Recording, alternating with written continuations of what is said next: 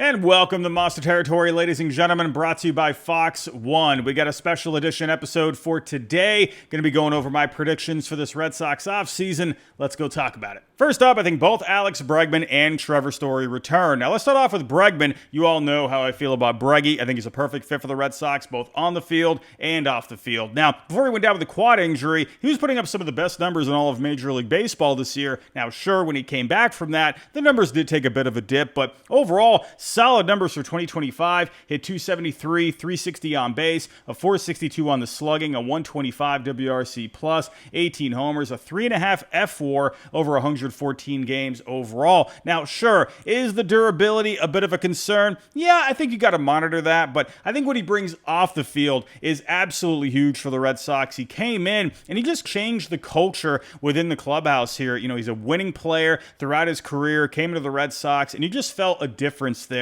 And he really helped out the young guys like Roman Anthony, Marcelo Meyer, Christian Campbell when they came up. I mean, go back to spring training. You know, he went on a road game trip that he wasn't even supposed to be playing in, and just so he can go hang out with the younger guys and, you know, talk some ball with them. So Bregman, you know, this guy's a clubhouse leader. I love the intangibles that he brings. Again, I do think you're going to have to watch out for the durability. So maybe the Red Sox can work in some kind of options, some incentives, whatever it may be. Now, money-wise, he is going to be looking for, I think, anywhere from $28 to $32 million per year. Sure, he got $40 million per year this year. Some of it that was deferred, but you got to remember that was a short-term deal. I think for, say, a 5 or 6 year deal, something around that $30 million mark makes sense. I think in the end, the Red Sox and Bregman will figure it out. Now, as for Trevor Story, I do think he's going to opt back in. Now, he had a very good bounce-back season this year outside of the month of May. Overall, he hit 263, on base at a 308, slugging at a 433, had a 101 WRC plus, 25 homers, 32 stolen bases as well,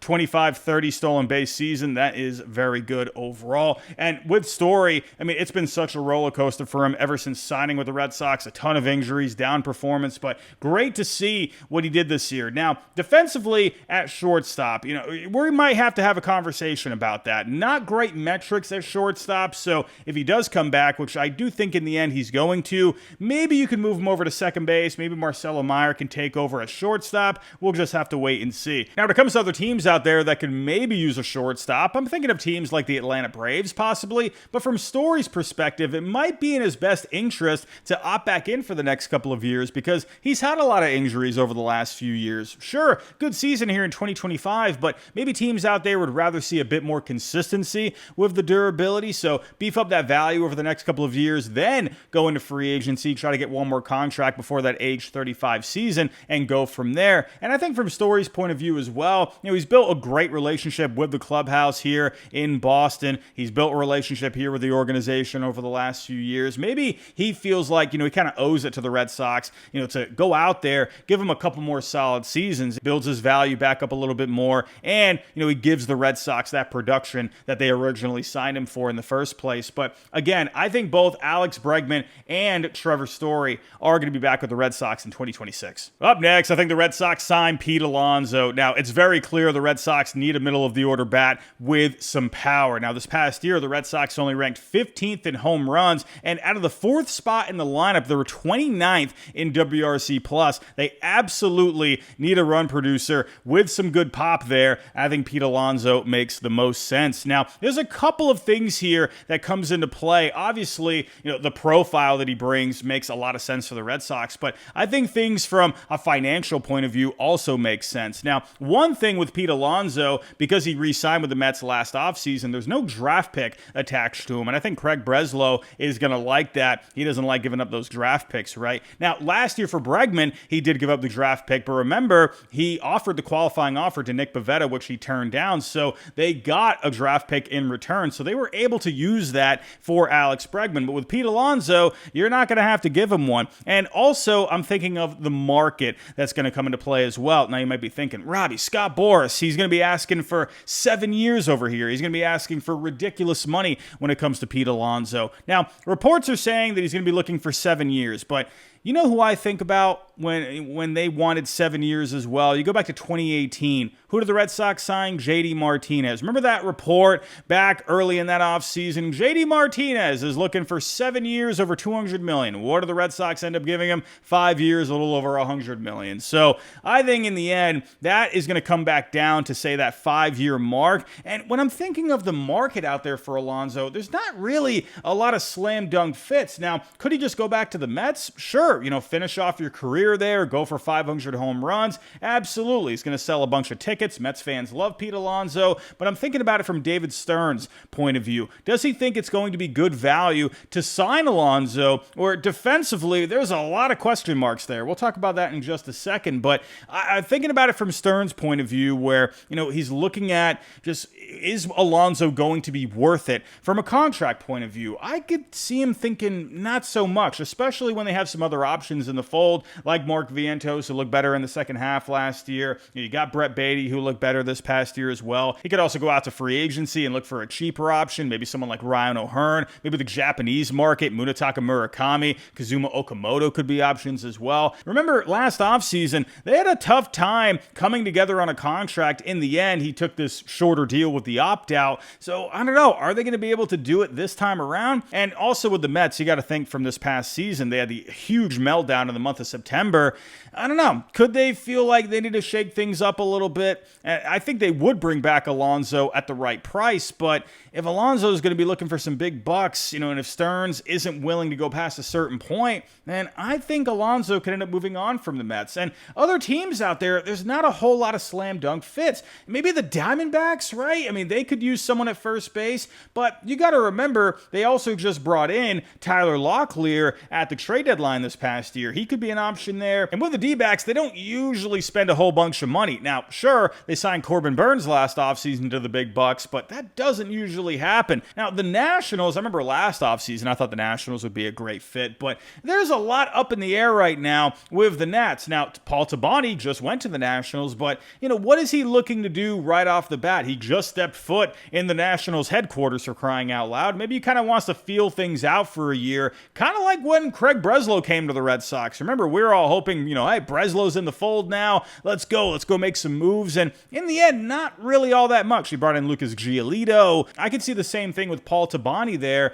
Would they want to invest in someone like Pete Alonso at this point? Now, maybe the Mariners, they were connected with him last offseason, but historically, they don't usually spend the big bucks either. And rumor has it out there, they're interested in bringing back Josh Naylor, who was a good fit for them down the stretch. So he would be cheaper than Alonso. I could see the Mariners going that route as well. Now, I think the Texas Rangers would be hilarious because I think of that meme where with the polar bear that's in Texas, everyone's confused. Why is this polar bear in Texas? That would be hilarious. I just don't really see it. You already got a couple of long-term contracts here with Corey Seager, Marcus Semien, Jacob deGrom. Don't forget about him. Now, sure, the Rangers, they've done business with Scott Boras in the past with both Seager and Marcus Semien, but are the Rangers going to spend money this offseason? Reports out there are saying maybe they're looking to cut back a little bit on the spending. They've had some issues with the TV revenue over the last couple of years, so do they want to invest in a guy like Pete Alonso, especially when they have Seager and Semien, who, Semien's in his mid-30s now, Seager, he's getting more into his 30s, they still got a lot of time left on those contracts. Do they want to bring in another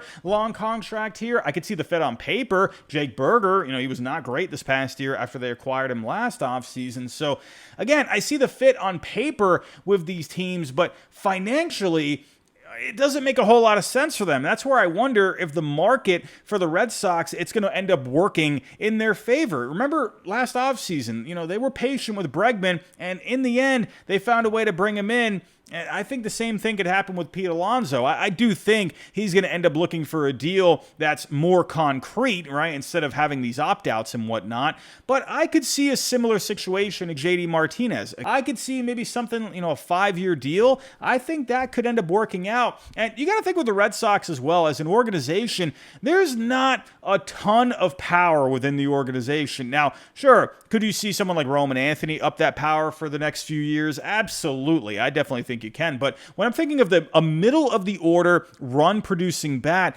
there's not a whole lot on the table, both at the major league level, of course, and in the minor leagues. I mean, you got Yoshida Garcia, the password. I mean, sure, he could definitely develop into a power hitter, but that's someone right now that you can put in the lineup and count on him for 162 games. And speaking of 162 games, Pete Alonso has been very durable. The Red Sox have had injuries here over the last few years. I think they would like that aspect. Alex Cora, he's talked about wanting to have 9 guys out there that can play every day. So the fact that he's durable, I think that's going to make a lot of sense for the Red Sox as well. Now, the only sticking point with Alonso is the defense. It's been horrendous over the last few years. He's actually, I believe, the second to worst first baseman when it comes to outs above average going back over the last few years. He's not good defensively there, but he wants to be a first baseman. He wants to be out there every day. Hasn't really DH'd much in his career, so I could see the Red Sox bringing him in. He would be the first baseman, and then at some point, maybe have the conversation like, hey, we think you need to maybe get some more DH time here. And I'm also thinking about Tristan Casas here. Now, who knows what's going to happen with him moving forward after the major injury that he had this past year, but even if you bring in Alonso and Casas is ready to come back, you can still make that work between first base and DH. So I think overall, Alonso just makes a ton of sense. Now, the only sticking point is the defense. I just wonder if the Red Sox feel like it's going to be worth it to pay $25-30 million per year for someone like Pete Alonso. But again, I'm going to bring up the defense, and I do wonder if that could be a sticking point here. Now, Craig has been on record saying he does want to improve the infield defense. So with Alonso, it has not been great at all. Does he want to play Alonso out there at first base every single day? Well, I'm not so sure about that. I just wonder, is Craig going to think Alonso is worth the big bucks, especially when he's not really giving you anything defensively? Now, I could see Kazuma Okamoto being a very realistic fallback option. Now, with Okamoto, he's going to give you some good power from the right side. It kind of reminds me of Seiya Suzuki a little bit. Suzuki, not as much power as Okamoto, more of a balanced profile. Another thing with Okamoto as well is not only does he have power from the right side, but he pulls the ball a ton, close to a 48% this year over in the NPB. That's way higher than the league average in Major League Baseball. So with that pull power at Fenway Park with the Green Monster, that could be a recipe for success. And another thing with Okamoto as well is his defensive versatility. Now, he's mostly going to play first base, but he can also play third. He can play some left field as well. So the Red Sox, they like that versatility. So I could see them valuing Okamoto in a lot of different ways. But the one advantage that Alonso is going to have is he's a sure thing. He's already shown he can hit for a ton of power in Major League Baseball. I mean, he just hit 38 home runs this past year, 34 back in 2024, 46 back in 2023. So Alonso, he's already shown you he can do it. He's already shown that he can play in a big market in New York, and he hits well with runners in scoring position as well. Something the Red Sox were very up and down with this past season. I think he checks off a lot of boxes, but the big advantage again over Okamoto is he's a sure thing. The old card experience was a slow burn, long grind, right? Find the box, find the pack you want, open the pack. Most of the cards, nah, right? You got one that's worth something. Now send it in for grading. Yeah. I mean, the list goes on and on. You want to sell it? Now you got to put it up. Then you got to ship it out. Yeah. There's one solution for that, and it's called Arena Club. And it's just on a click of a dime. You get on your computer, you type in, get the Arena Club app, go on there, type in, put some money in and type in exactly what kind of cards you want, and voila, it's a great experience. And I think that's what people miss nowadays, the experience, the excitement of getting a new card. You never know what you're going to get, an autograph card, anything you could think of. Really cool stuff. You can get 20% off your first slab pack or card purchase at arenaclub.com/foul. See what gets Todd Father so excited when he gets that digital slab pack. It's like butter, baby. Butter. Moving on to the next one, I think the Red Sox are going to move on from Masataka Yoshida. Now, I hate saying this one because I really liked the Masa signing a few years ago. I thought he was going to be a great hitter coming over to the majors, and I still think he can be. But since coming over to the Red Sox, there's been a lot of ups and downs, mainly a lot of injuries that's really prevented him from getting himself going. Now, since coming to the Red Sox, has a decent slash line, hitting .282, .337 on base, a .425 slugging, a .109 WRC+, over the 300 3 games, but overall during that time, only a 1.5 wins above replacement. That's mainly because of the fact there's not a whole lot of power there, and there's not really any defense with him. He's really just a DH at this point, and because he lacks the power, he's not really a DH kind of a guy. He's a guy that I think needs to go somewhere, play some left field, do some DH as well, but do it in a hitter-friendly park for lefties. You know, for his profile, he's not a great fit at Fenway Park. You need to have a lot of power to be a lefty at Fenway Park, in my opinion. Someone like Kyle Schwarber, David Ortiz, obviously, right? Those kind of guys are guys you want to be the DH at Fenway Park. Massa, not so much, but I think if he goes somewhere like Cincinnati, for example, I think he could have a lot of success there. You know, other hitter-friendly parks that are more accommodating to left-handed hitters. I just think Fenway is not a great fit for him overall. Now, for the Red Sox, I see them moving on here, again, because he doesn't really give you a whole lot of defense, and they're trying to create more flexibility within this roster, right? You got a lot of guys looking for playing time here, so if you move Massa, that's going to free up the DH spot. Now, we'll talk about the outfield surplus here in a second, but if you were to hang on to all 4 outfielders, having the DH spot open would be able to make that work. But then, you know, you got some other guys like Christian Campbell down to the minor leagues as well, where if he got himself going here in 2026, works his way into the mix, well, you got that open spot there, right? Someone like Yostinson Garcia, the password, I think with his power from the right side would actually be a better fit at DH. So you can work him into the mix as well. So I just think with Massa, you know, he's creating a bit of a logjam here just because you're filling up this spot at DH. He's not really giving you the kind of production you want out of the DH spot. So I think in the end, they're going to move on from him. They are going to have to eat some of the money, whether or not they trade him or just straight up DFA him. But I think at this point, the value of the roster spot is going to be more important for the Red Sox moving forward. Now, I know I just said it would open up more flexibility with the Red Sox, but if they wanted to go out there and bring in a bat, well, there are going to be options. And I just mentioned Kyle Schwarber. He would be amazing with the Red Sox. Helped them get to the ALCS back in 2021. He was fantastic for them. Is Dave Dombrowski going to let him go? I'm not so sure. Maybe someone like Ryan O'Hearn. You know, they were floating around as a possibility at the deadline. He's not going to bring you a ton of power, but he had a pretty solid season overall with the bat this year. He could bounce around between first base, DH, and he can play some outfield as well.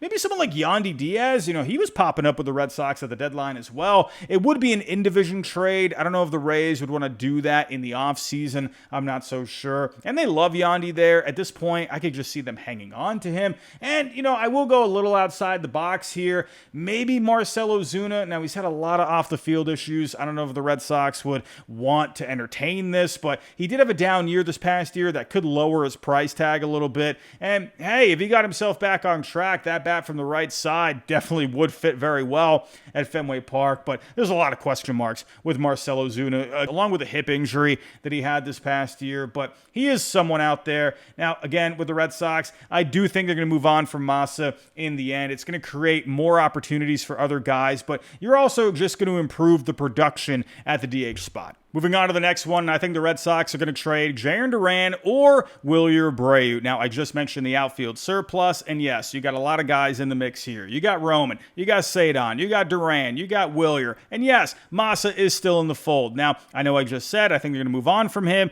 and that would open up the DH spot to allow all 4 guys to rotate in and out, but is that the best way to use the DH spot? Is that the best way to maximize your lineup overall? You know, with Duran, sure, down year defensively this past year, but in the end, he still has a lot of speed. He's shown in the past he can get the job done in the outfield. And with Wilyer, he's got the good defense out in right field. So, you know, do you want to be, even Wilyer more so, do you want to be putting him at DH, or would you rather have his good arm and the defense overall out in right field? I just don't think that's the best way to maximize it. And with Duran, again, he's got the track record. He's shown he can play some good defense out there. And with Roman as well, you know, I don't mind Roman having some DH time, but he's underrated in the field personally, in my opinion. I think he's a lot better than what most people think. I think people think of Roman's bat overall, and yes, it's tremendous, but he's also good out there defensively. And obviously, Cedon, you're not taking him out of center field. That's a guy who should not be DHing in any way, shape, or form. So again, you could make it work at DH, but is that the best way to do it? I don't think so. Now, with Duran, he does have a ton of trade value at the moment, more so than you would actually think. He's going to be very expensive in a trade. It would cost a lot for him. And you might be thinking here, how? He had an up and down season this year. He was inconsistent with the bat. He came up short in the postseason. Bad defense there. Bad defense overall this past year. But he was still right around a 4-win player, both on Fangraphs and on Baseball Reference. He's still in his arbitration years, not making a ton of money, and he's got 3 more years of control. So that's going to create a big trade surplus with Duran. So it's going to cost a lot to acquire someone like him. So I could see teams being interested for him. The Dodgers, they're going to be looking for a left fielder. I think even the Reds could be a possibility. They got some arms there. Maybe could work out some kind of a trade to bring back one of their arms, like Hunter Green or Andrew Abbott, Nick Lodolo, whatever it may be. I think maybe you could work something out there with Duran. And I think with Duran, you could even see a bit more power in Cincinnati as well with the hitter-friendly park. I think his left-handed bat would actually fit a lot better in Cincinnati, but that's just my opinion at the end of the day. There's going to be a lot of teams that I think could be a good fit. Maybe the Phillies could be a fit there. They're looking to shake things up. Maybe they would like to add a dynamic bat with Duran. His lefty bat would also fit a lot better in Philadelphia there, in my opinion. So there's teams out there I think make some sense for Duran. Now with Willier, he's not going to have as much trade value as Duran because there's still some platoon risk there. Now sure, he's still under a lot of control, 4 more seasons of control at a cheap rate, but because of the platoon risk, it is halting those projections a little bit until he can show more that he can hit those lefties. Now Duran, he has had his troubles against lefties as well, but with Duran, he's going to give you a ton of speed, a lot of extra base hits as well. So that's why Duran's going to have better projections moving forward, at least as of right now. So with Willier, the trade value isn't going to be as high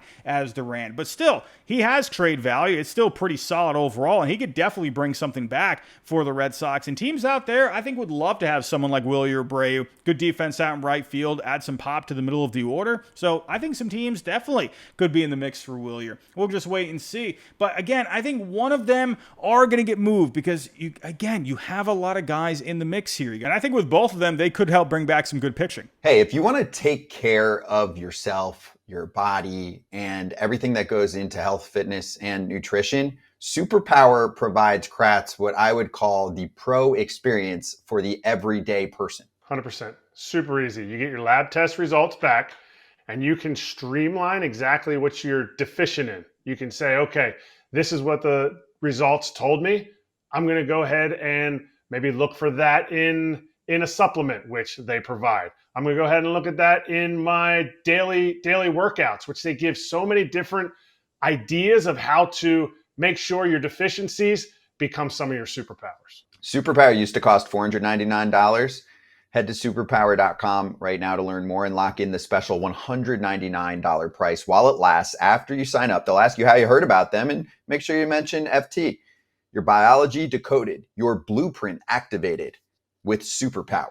Last but not least, I think the Red Sox trade for Joe Ryan. It's very clear the Red Sox needed number 2 in the rotation behind Garrett Crochet. Now, Crochet was phenomenal this past season, one of the best pitchers in all of Major League Baseball. Now, behind him, you had Brian Bayo, Lucas Giolito. They were solid for the most part, but they look more like 3s and 4s in the rotation. When you take a look at the metrics, there weren't a whole lot of swing and miss with either of those guys. Behind Crochet, you need someone with a bit more swing and miss, someone that you know you can hand the ball to in a Game 2 situation in the postseason, and he's going to give you a pretty good chance of shutting things down. Now, Brian Bayo, we're all hoping he could step up in Game 2 against the Yankees in the wild card round, but he couldn't even get out of the 3rd inning. You got to remember, at the trade deadline, this guy was really connected with the Red Sox. It was looking like he was going to go to the Red Sox at one point. I mean, someone even put out a tweet that he was going to the Red Sox, for crying out loud. But in the end, he stayed put in Minnesota despite the fire sale, and he put up solid numbers this year. 3.42 ERA, FIP at a 3.74,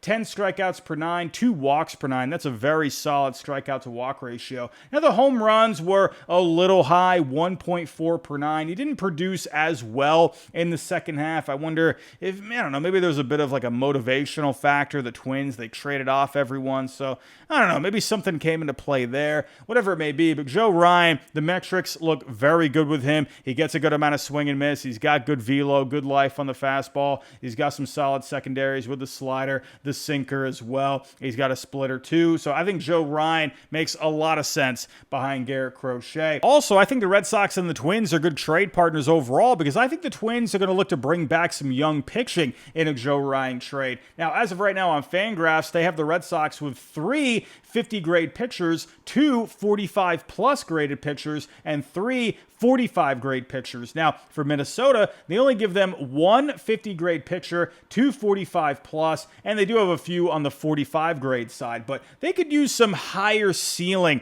pitching prospects, and the Red Sox absolutely have some of those. You got Peyton Tolley, Connolly Early. It would definitely stink to have to give up one of those guys. I mean, that would be very painful, in my opinion. But if you want someone the caliber of Joe Ryan to go behind Crochet in the rotation, it's going to have to sting a little bit. I could maybe, if not one of those guys, maybe Kyson Witherspoon, who they just drafted this past year out of Oklahoma. Now, remember the Garrett Crochet trade? They sent back Braden Montgomery, who they just drafted as well. So with Kyson Witherspoon, maybe you could do the same thing with him. And he is, I think, closer to Major League ready than you would think. He looked very good in Oklahoma, so maybe he could be a possibility. I could see someone like Brandon Clark being involved in this deal as well. He showed some good swing and miss this past year. And if the Twins wanted some Major League ready pitching now to put into the rotation, maybe someone like Cutter Crawford, who has a lot of control left, and he's shown some good things in the past. Sure, had the wrist injury, had surgery, so not sure if he would be a candidate, but he's looking like he's going to be ready for 2026. So, I don't know, maybe someone like him. And if you were to put in a bat, we talked about the password earlier, Yostinson Garcia, that could be a nice bat to throw in this trade as well to bring back someone like Joe Ryan. But whatever the deal would be, I think they line up very well when it comes to getting a trade done. Now, I do think other teams are going to get into the mix. I could see the Mets and the Orioles absolutely having a good shot at getting someone like Ryan. But I think in the end, the fact that the Red Sox were connected with Ryan at the deadline, they've had some conversations already, I think they're going to circle back and they'll get a deal done. But everybody, those are my predictions for the 2026 Red Sox offseason. Let me know what you think down below in the comments. What are some of your predictions? Let me know down below in the comments. And if you are watching on Nesson 360, come over to YouTube, come over to the comments section and let me know as well. But everybody, that's all I got for right now. If you're kind of the way out, hit the like button, subscribe if you're new. If you're with us in podcast format, leave us a 5-star review. I'll love you forever. But everybody, that's all I got for now. I'll talk to you next time.